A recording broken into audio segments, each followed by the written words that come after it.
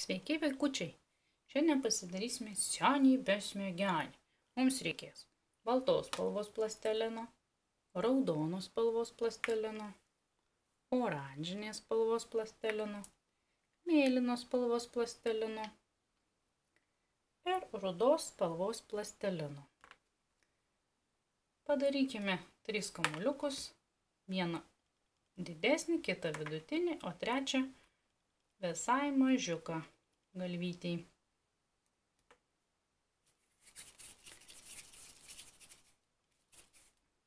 Vienas kamuoliukas.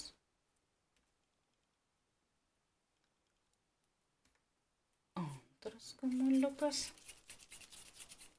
Ir vieną ant kito tiesiog lipdome.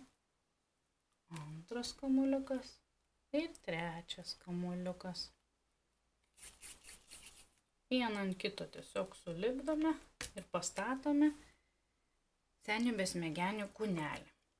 Dabar reikia akyčių mėlynų besmegenių, apvalių akyčių. Viena akutė, kokia didelė senio besmegenio akis, ir kita akutė. Taip pat burnytę padarome, kad mūsų senis besmegenis būtų linksmas ir šypsotųsi.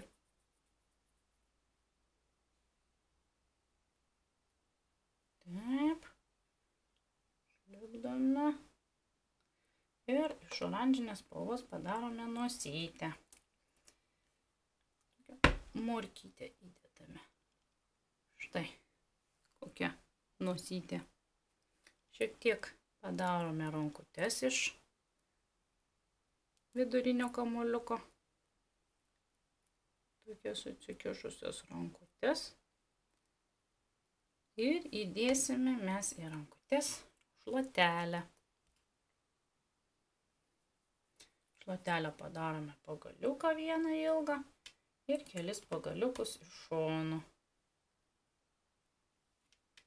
Tokią šakutę padarom, šakytę.